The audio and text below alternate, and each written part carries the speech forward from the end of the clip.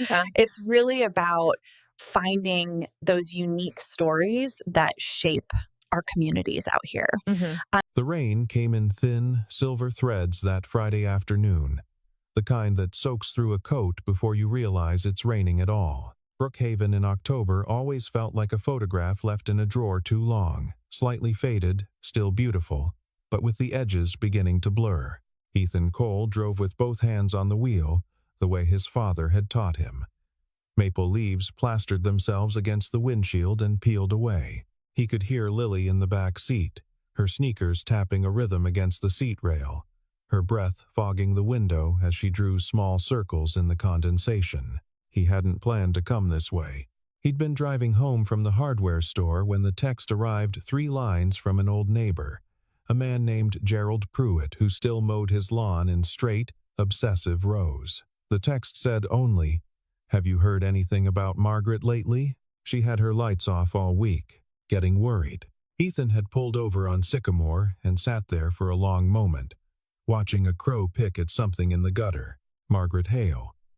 He hadn't said her name out loud in months. He made a U-turn. The house sat at the end of Claremont Drive, a narrow street where the oaks grew so close together their branches touched overhead. He remembered riding his bicycle down this street in summer, the tunnel of leaves, the way light fell in shifting coins across the asphalt. He remembered ringing this doorbell when he was 11, 12, 13 years old, always knowing that Margaret would answer, that there would be something warm on the stove, that she would ask him how school was going, and actually listen to the answer. He pulled up to the curb and sat. The garden was buried under leaves. The hydrangeas she used to trim every April were just dark tangles now. The wooden chair on the porch, the one she'd always occupied on warm evenings, sat with a dark watermark across the seat from weeks of rain.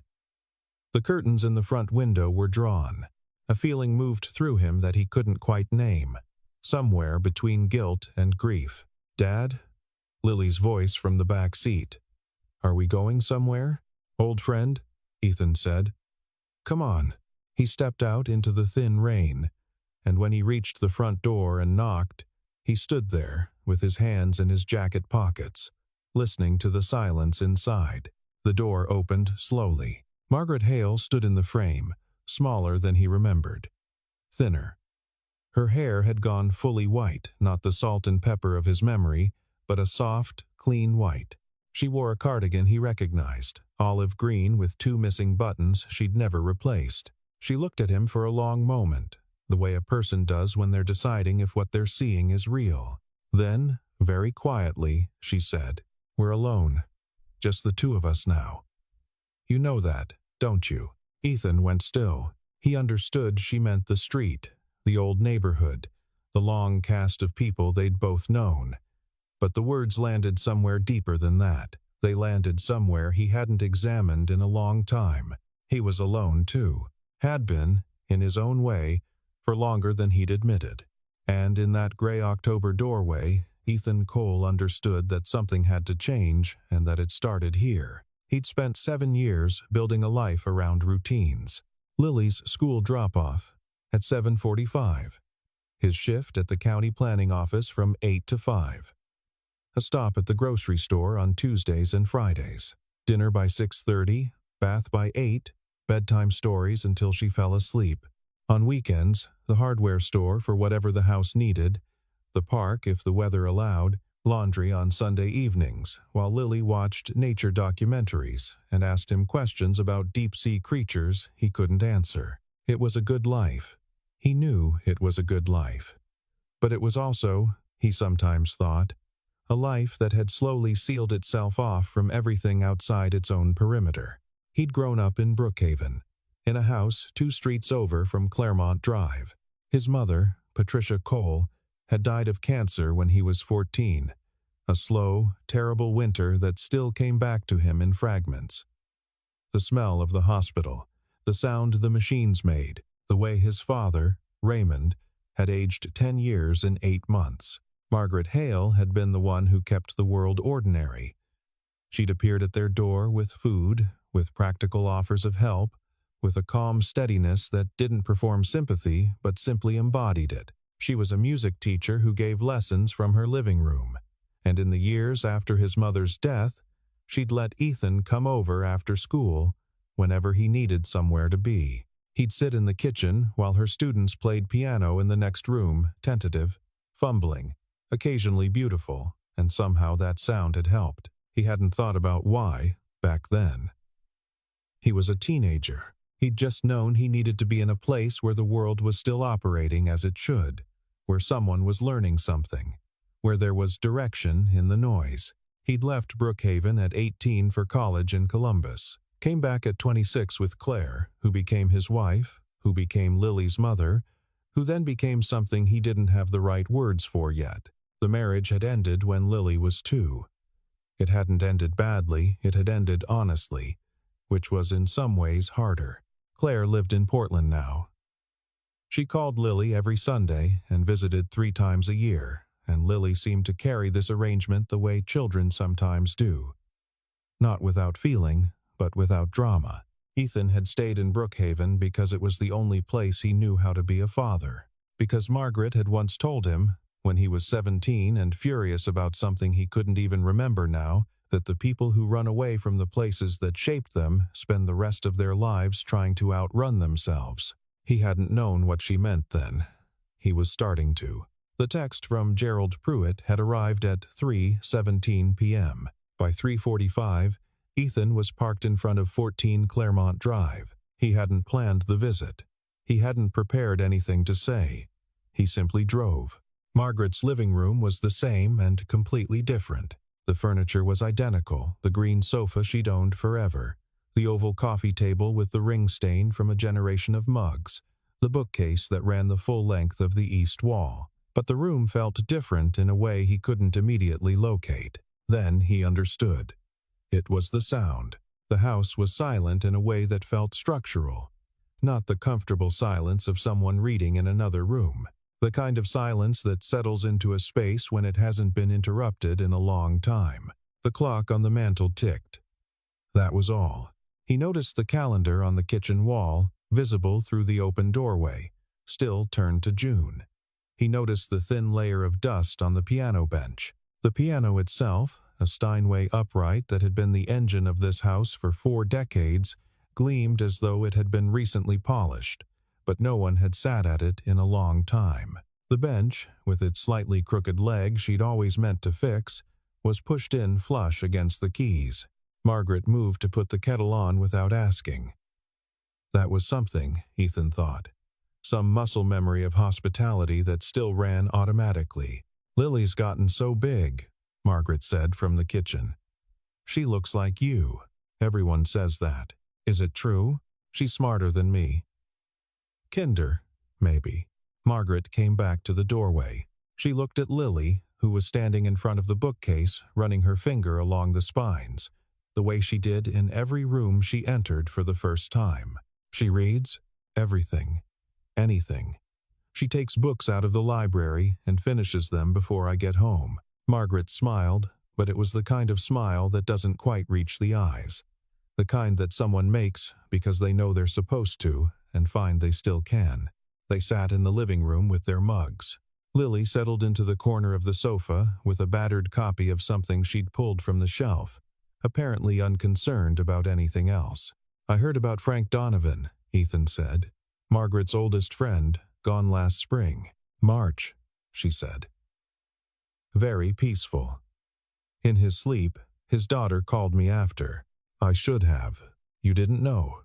She said it without accusation, just matter of fact. That was Margaret. She had never weaponized guilt. She simply stated things. Ruth and Harold moved to Sarasota. 73 years old, and he decided he wanted to live somewhere warm before he couldn't appreciate it. She said this with a kind of fond exasperation. I can't fault the logic. And Daniel? Her son. Ethan had grown up knowing Daniel the way you know someone's older sibling, a presence at the edges of memory, always either leaving or having just left. "Chicago," she said. "He's doing very well. His firm promoted him last year. He's busy." A pause so small that if Ethan hadn't known her for 30 years, he might have missed it. "He calls when he can." The kettle had been cooling in their mugs for 20 minutes. The clock ticked. Outside, the thin rain had softened to something just above mist. "Margaret," Ethan said, and then he stopped. She looked at him. She'd always been able to read the architecture of his hesitations. "I'm fine, Ethan. I know. I keep busy. I read.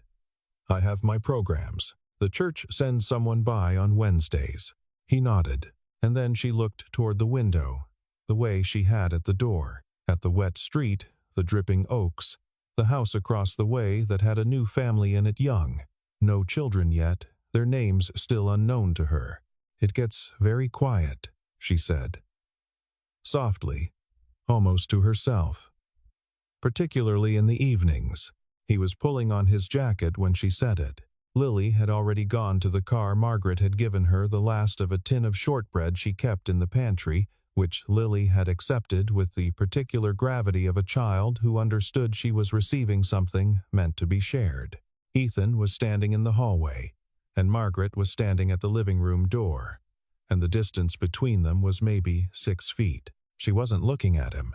She was looking toward the window again. "We're alone," she said. The words came out barely above a whisper. "Just the two of us now. Everyone else has gone somewhere." He stopped with one arm in his jacket. She went on, still not looking at him, her voice even and quiet. "Frank, Ruth, Harold. Dorothy Simmons, she passed in August. Did you know? The whole street is different people now. Good people, I'm sure, but I don't know their names yet. And Daniel." She stopped, pressed her lips together. "Daniel has his life. He has his career. I understand it. I do understand." She finally looked at him. "I'm not asking for sympathy," she said. I wanted to say it out loud. I haven't said it out loud to anyone. It feels strange to carry something and never put it down." Ethan stood there. He was 38 years old, and he had survived the death of his mother, the end of his marriage, 7 years of raising a daughter on his own. He'd thought he understood loneliness. He'd thought he had a working map of it.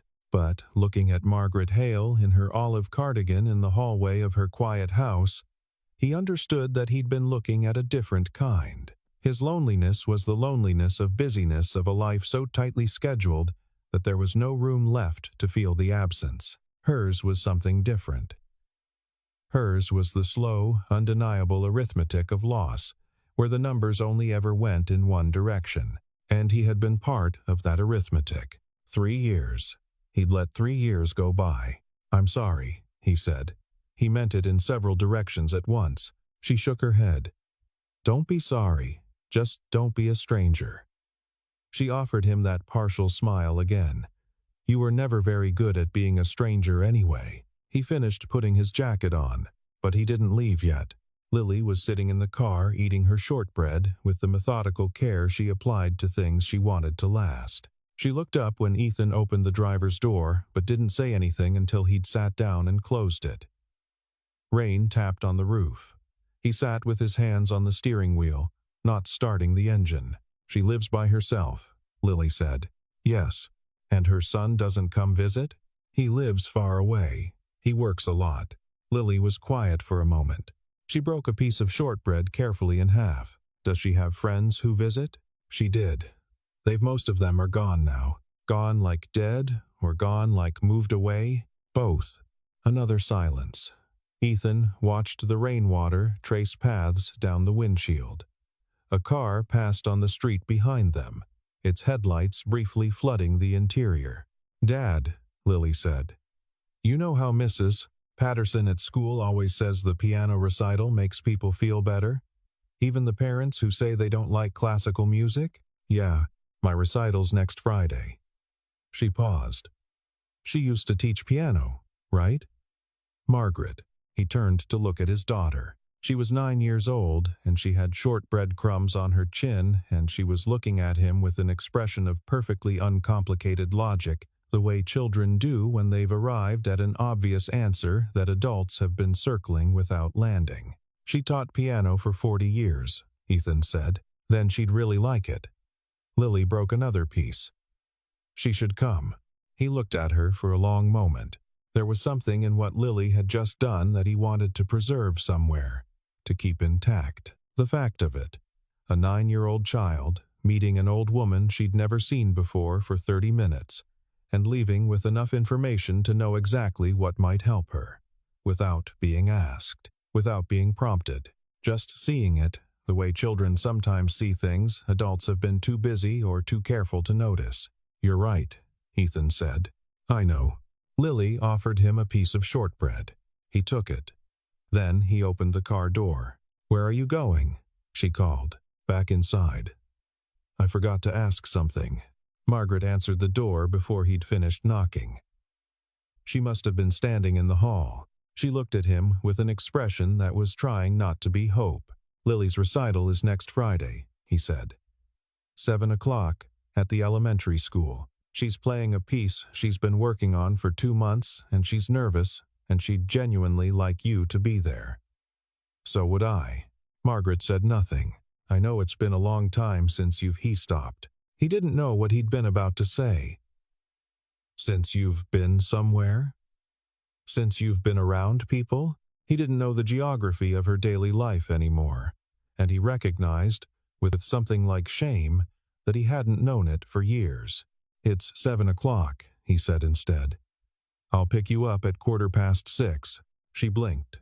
Something moved across her face. He'd seen this expression before, he thought. He'd seen it years ago, on his father's face, after Patricia died, when someone would offer something kind, and his father would stand at the edge of accepting it, like a man standing at the edge of water, unsure of the depth.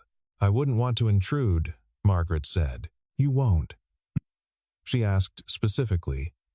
She remembered you were a piano teacher, and she said, quote, "She'll really like it." The smallest breath of something passed across Margaret's face. He thought it might have been the first genuinely unguarded expression he'd seen from her all afternoon. "She's a perceptive child," Margaret said. "She is. Takes after her mother. A beat, then. I'll have to find something to wear. Whatever you have is fine. I haven't been out in the evenings and..." She stopped, shook her head slightly. "I'll be ready at 6:15. He walked back to the car in the thin rain. He was halfway there when he stopped, took out his phone, and scrolled through his contacts. He hadn't updated them in years. Half the people in there he hadn't spoken to since before the divorce. He found what he was looking for. Daniel Hale. A number he'd never called. Added once at a barbecue a decade ago, never removed. He stood there in the rain with his thumb over the name. Then he pressed call. It rang 4 times. Ethan was preparing to leave a voicemail when the line picked up. Daniel Hale. Clipped. The background noise of an office. Keyboards, muffled voices. The particular hum of a large building's ventilation. "This is Ethan Cole. I grew up in Brookhaven. We met at your mother's once, maybe." "I remember you," Daniel said. His voice shifted slightly, the professional register easing back an inch. "It's been a while. Is everything as my mother?" "She's fine. She's well. I just came by to see her." Ethan leaned against the wet side of his car. "I'm calling because I want to say this without it sounding like an accusation, because it isn't meant as one. A beat. Go on. She's lonely, Daniel. She's very lonely. And she's the kind of person who will never say so in a way that makes you understand how serious it is, because she doesn't want to be a burden. She'll tell you she's fine and mean it in the way that people mean it when they've stopped expecting anything different. Then crazy." The background noise of Daniel's office continued. Someone laughed at something far away. The ventilation hummed. "She calls me every couple of weeks," Daniel said, finally. "I know. She told me you do. She always says she's fine." "I know. But Daniel, I walked into that house today and the calendar on the wall was still on June. The piano bench hasn't moved in months. She told me the names of the people on her street who've died or moved away, and the list was..." He stopped. The list was long. Silence. "I'm not telling you this to make you feel guilty," Ethan said. He meant it. He was also aware that the distinction between stating a fact and weaponizing it was sometimes thinner than you'd like. I'm telling you because I think you don't know how it looks from the outside. Because she doesn't let you see it. She loves you. She's proud of you. She talks about your promotion. More silence. Then, in a different voice, quieter, the office noise seeming to recede. I've been meaning to visit. There's always something. I know. I was the same way. I hadn't been over in 3 years. 3 years? 3 years. He said it flat, not looking for absolution in the saying of it. Daniel was quiet for a moment. Then, her birthday is in March. I know. She'll be 79. I was going to come for her birthday. Maybe make it a longer visit. That sounds good, Daniel. Ethan pushed off from the car. For what it's worth, Lily has a recital next Friday. I'm bringing your mother. She doesn't know you listen to me, so this isn't me pressuring you into anything. I just thought you should know what's happening. He gave Daniel the time and the address of the school. Then he hung up and got into the car and drove home in the rain with Lily humming something to herself in the back seat. He didn't know whether Daniel would come. He'd said what he had to say. The rest was Daniel's to carry. Friday arrived gray and damp. The sky the color of old wool. Ethan picked Margaret up at 6:15, 10 minutes early, but she was already standing at the door in her good coat, the charcoal one, with the velvet collar that she'd owned since before he was born. She had her small handbag on her arm, and her hair had been set. She looked, he thought, like someone who had decided that the occasion was worth the effort. You look nice, he said. I found the coat in the back of the closet, she said. I'd forgotten I still had it. He helped her down the porch steps. She didn't take his arm until the third one, when the wet wood was slick, and even then she held it lightly, with a kind of practiced reluctance. He recognized it, the small, specific dignity of someone who has always done things themselves and now sometimes cannot. In the car, Lily turned around in her seat to look at Margaret. You came, she said. I said I would, Margaret replied. My dad said you might not. Lily, Ethan said. It's all right. Margaret settled her handbag on her lap. Your father was being cautious. He's a cautious man. She looked at Lily. A little. My left hand keeps forgetting where it goes in the third measure. Which piece? Für Elise. But just the first part. Mrs. Patterson said the full piece was too long. Margaret was quiet for a moment. Then, when you feel your left hand losing its place, look at your right hand instead. The melody will pull the rest of you back. Lily looked at her. Does that work? It worked for every student I had who played that piece. Which is to say, most of them. Lily turned to face forward. She was quiet for the rest of the drive, and Ethan understood she was doing what musicians do, running it in her head. The Brookhaven Elementary Gymnasium had been arranged for the occasion, chairs in rows, a small stage at one end, a piano that was slightly out of tune in the way of school pianos everywhere.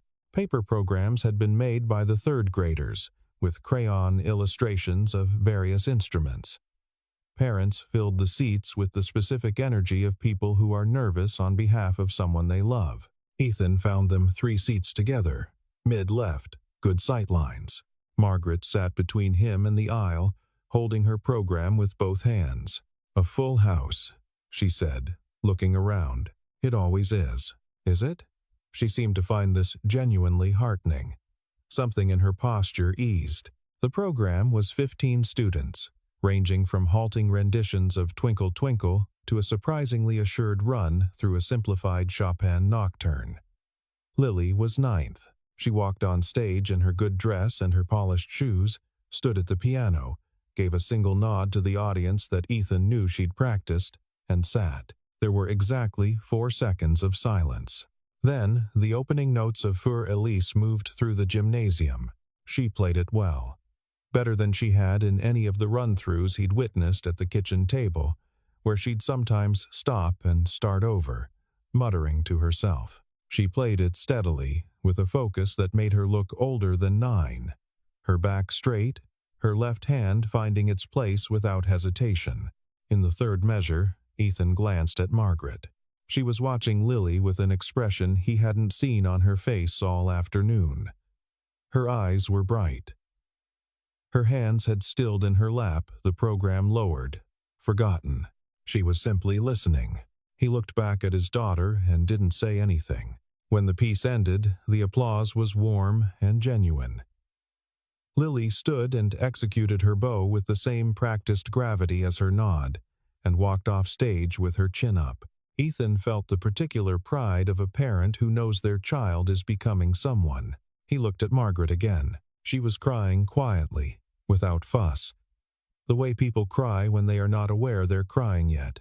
A single line moving down her right cheek. She blinked, seemed to realize, and pressed 2 fingers against her jaw in a gesture that might have been mistaken for thought. "Sorry," she said. Barely audible. "Don't be," Ethan said. They sat with the music continuing around them, and neither of them said anything else for a long time. The final piece had just ended. A 12-year-old girl who played with a confidence bordering on cheerfulness, as though the piano had never frightened her in her life, and the gymnasium was shifting into the loose, warm noise of conclusion when the main doors at the back opened. Ethan was watching Lily navigate her way back through the stage side door, already looking for him in the crowd. He was raising his hand to be visible when he registered the movement at the back of the room. A man in a dark coat, travel rumpled, a roller bag behind him that he'd left just outside the door. He was maybe 50, solidly built, with his mother's gray-blue eyes. He stood for a moment inside the entrance, scanning the rows. Ethan looked at Margaret. She hadn't seen him yet. She was watching the stage, her program folded in her hands. Ethan didn't move. Daniel Hale made his way down the side aisle, stepping carefully around bags and coats on the floor, his eyes still moving. He found Ethan first, and their eyes met, and Daniel gave a single nod, brief, composed, the way a man nods when he's doing something that took courage and doesn't want to make a production of it. Then he stopped at the end of the row. Margaret turned. The sound that came from her was not a word. It was small and involuntary, the sound of something finally loosening. Daniel moved to her. He crouched beside her seat, not an easy thing to do in a folding chair row, and said, quietly, "I drove up this afternoon. I wanted to see." He stopped, gathered himself. "I'm sorry, Mom. I should have come sooner." The gymnasium was still full of people, and children were finding parents, and the teacher was saying something at the microphone about refreshments in the hallway.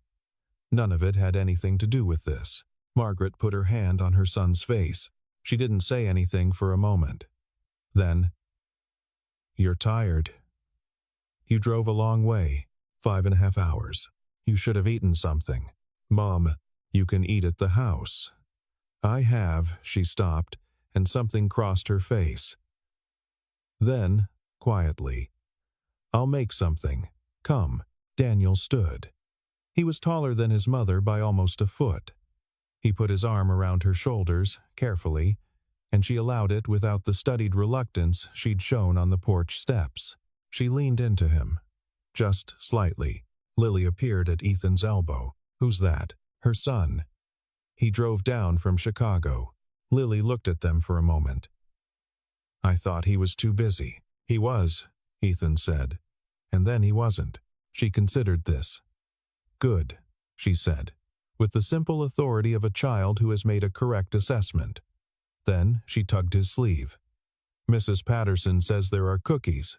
"Of course there are," Ethan said, and followed her toward the hallway. They ate at Margaret's kitchen table. She'd made it sound like nothing, a phrase about food, a wave of her hand, but by the time they arrived at 14 Claremont Drive, there was somehow soup warming on the stove and bread that turned out to be from a loaf she'd had in the freezer. Sliced and toasted, and a tin of cookies that was not the one she'd given Lily that afternoon, but a different one, pulled from somewhere in the back of the pantry with the quiet satisfaction of someone who has always kept things in reserve. The calendar on the kitchen wall was still on June. But the room felt different with people in it. Daniel sat across from Ethan and beside his mother. and they talked in the way that people talk when they are making their way through a long distance that has accumulated without anyone deciding to accumulate it. Carefully, with silences that were not comfortable yet but were trying to be. He worked for an architecture firm in Chicago. He had a girlfriend named Vivian who he'd been with for 3 years, who he seemed to speak about with a caution that suggested things were either very good or very complicated. He had a standing Saturday basketball game and a habit of cooking elaborate weekend breakfasts that he photographed before eating. He said this last thing with a self-deprecating laugh, and Margaret looked at him with the expression of a woman cataloging evidence that her child has, in fact, become a person. "You need to visit," Ethan said, "more regularly." Daniel looked at him not defensively, but directly. "I know. I'm not saying it to. I know why you're saying it." He wrapped both hands around his soup bowl. I've told myself the calls were enough. That she seemed fine. I think I've been. He paused. I think I've been doing the thing where you believe what you need to believe because the alternative requires something from you. A silence. Margaret said, very quietly. "You're here now. I'm here. That's enough for tonight." It wasn't quite absolution. But it was something. And Margaret, who had never dealt in false comfort, meant it the way she said it. Enough for tonight, which implied a future of other nights, of other chances, of something ongoing rather than resolved. Lily fell asleep on the green sofa at 9 o'clock, a half-eaten cookie in her hand, her recital dress slightly wrinkled. Ethan draped his jacket over her and let her sleep. At the kitchen table, the conversation shifted quieter now, the serious architecture of it giving way to smaller things. Daniel asked about Brookhaven, and Ethan told him what had changed and what hadn't. Margaret got up twice to refill mugs without asking. The clock ticked. Outside, the rain had finally stopped, and the street was wet and still. At one point, there was a silence that lasted almost a full minute, and no one moved to fill it, and it was the most comfortable thing that had happened all evening. On the drive home, Lily woke halfway and asked sleepily from the back seat, "Is she okay now?" "Getting there," Ethan said. "Good." She was asleep again before the next traffic light. A week passed, then another. The oaks on Claremont Drive went from gold to rust to bare, and the leaves piled up on Margaret's lawn the way they always had, except this year Gerald Pruitt walked over one Saturday morning with a rake and a teenage grandson, and they cleared the whole yard in 2 hours while Margaret watched from the porch with a thermos of coffee. She told Ethan about this on the phone, and he could hear something in her voice that he hadn't heard in October. Not happiness exactly, she was too measured for that, but a kind of animation, a sense of things happening and being worth reporting. Daniel had stayed through the weekend. He'd slept in his old room, which Margaret had kept tidy in the particular way of parents who keep a child's room, even after the child is very much an adult, not a shrine, but a readiness. They'd walked to the diner on 4th Street on Saturday morning, just the two of them, and been gone for 2 hours. Ethan didn't ask what was said. He didn't need to. Before driving back to Chicago, Daniel had called Ethan from the car, idling in front of the house. "Thank you," he said. "For calling. For not making it easy to ignore. I've been where you are," Ethan said. "I know," she told me. A brief pause. She said, "Your mother died when you were 14, and that you used to come over after school." She talked about it like it was nothing, like it was obvious that she'd do that, like it was just what people do. She made it feel that way. "Yeah." Another pause, longer. "I'm going to try to come once a month, more when I can. Vivian's from Cincinnati, so we pass through sometimes. He stopped. "I'd let it get easy to not come. You know how that happens. I know exactly how that happens. Anyway, thank you." He hung up, and the engine sound faded, and the street was quiet again. On Thursdays after school, Lily started coming to Margaret's for piano lessons. It hadn't been planned, Lily had mentioned. In the car on the way home from the recital, that she wished someone could teach her how to stop losing her left hand in the third measure, and Ethan had mentioned this offhandedly to Margaret, and Margaret had said, with a studied casualness that fooled neither of them, that she supposed she could take a look. The piano bench was no longer pushed flush against the keys. It was crooked now, at the angle it went when someone was sitting at it, and it stayed that way through the week. And on Thursday afternoons, the street could hear, faintly, the opening notes of Fur-Elise working through the measure again, more precisely each time. Margaret had also at some point, neither of them was sure exactly when, turned the calendar to November.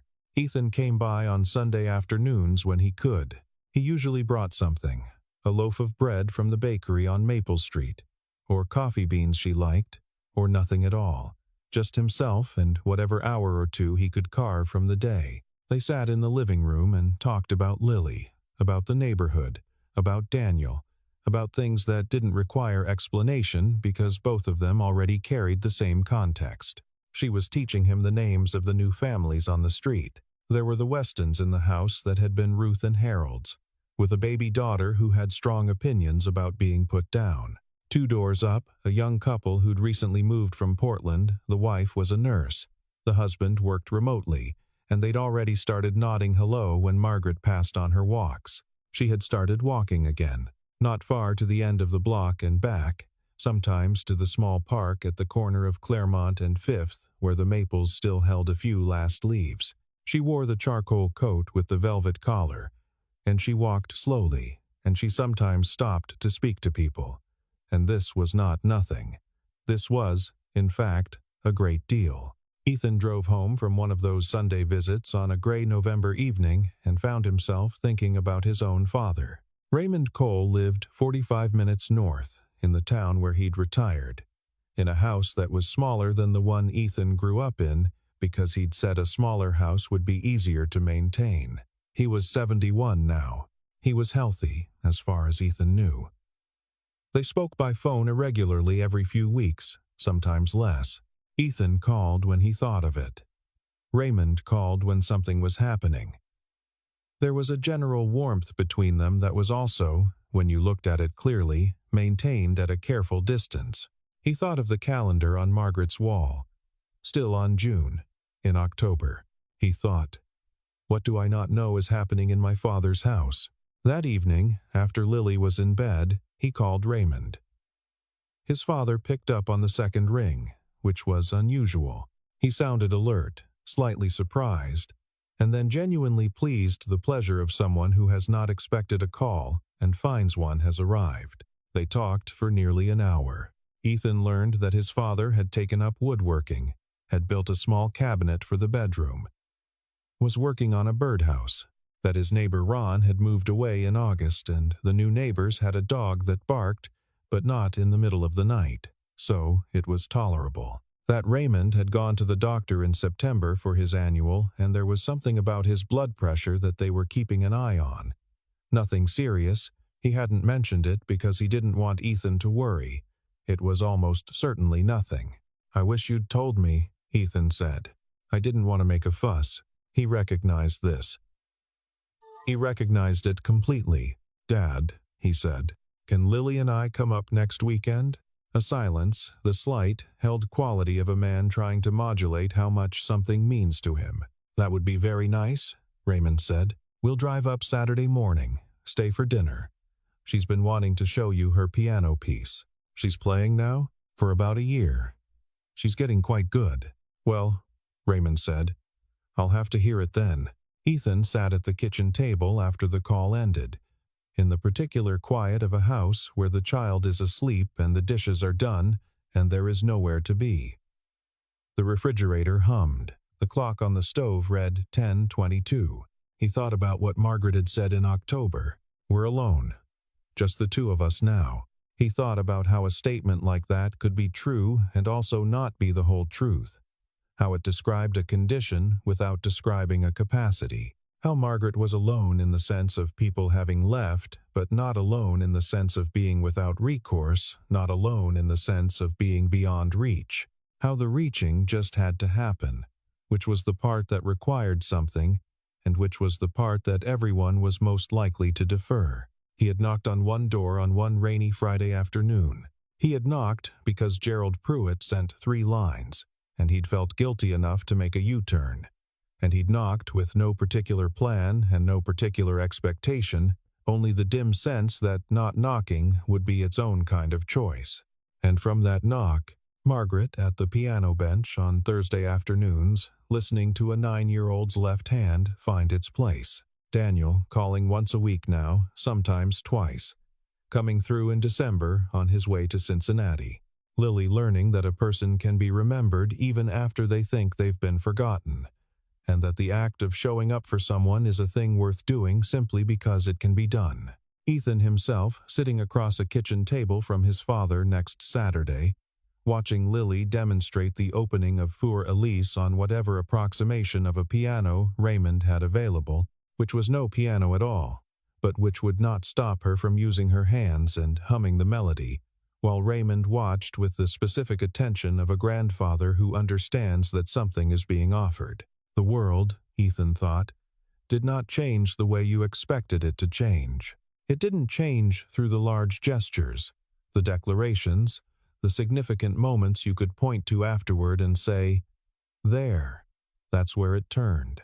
It changed through the accumulation of small decisions, through the U-turns, through the second knock, through the phone call you made because you thought of it and didn't let yourself not make it, through the choice to not be a stranger. He turned off the kitchen light.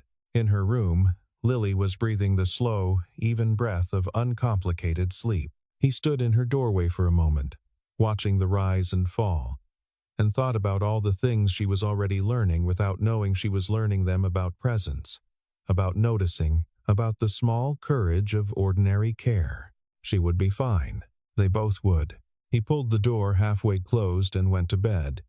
And outside, on the quiet street, the first real cold of November had settled in. Stars were out a clear night, rare for October, rare for any evening in Brookhaven in the fall. The street was still. At 14 Claremont Drive, the lights were off. But the piano bench was crooked and the calendar read November. And those were not small things. Those were not small things at all. Brookhaven looked the same in December as it did in October, except colder and without the leaves to soften it. The oaks were bare, and the houses stood clean against a gray sky, and at Christmas time there were lights on most porches. At 14 Claremont Drive, there were lights too.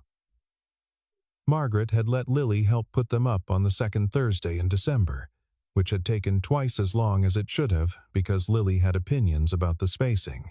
Daniel had called in the middle of it and laughed when Ethan told him why. He came through on the 20th, driving in from Cincinnati with Vivian, who turned out to be quiet and observant and immediately helpful, the kind of person who figures out where things go in a kitchen without having to be told. She and Margaret spent 20 minutes discussing something about pie crust, with the focused seriousness of two people who have found a subject they both take seriously. Daniel looked at Ethan across the kitchen and gave him the same nod from the gymnasium, brief, composed, carrying more than it showed. Ethan gave one back. Raymond drove down on the 23rd, a surprise, planned only 4 days out, after Lily called him and mentioned they'd be spending Christmas in Brookhaven and that there would be pie. He drove carefully and arrived at 2 in the afternoon and sat in Margaret's living room in the armchair by the window, and the two of them, Raymond Cole and Margaret Hale, two people in their 70s who had known each other for 30 years from the edges of each other's lives, discovered over the course of an afternoon that they had a great deal to say to each other. Ethan watched this from the kitchen doorway and did not understand it, and also understood it perfectly. On Christmas Eve, Lily played Für Elise in Margaret's living room, the complete piece now, not just the first section, learned over 6 weeks with Margaret's steady and exacting instruction. She sat at the Steinway with her back straight and her hands positioned the way Margaret had shown her, and she played it start to finish without stopping, and the music moved through the room and into the hallway, and out through the slightly open window into the cold December air. When she finished, the room was quiet. Then Raymond began to clap, the specific, unhurried applause of a man who means it. The rest of them joined.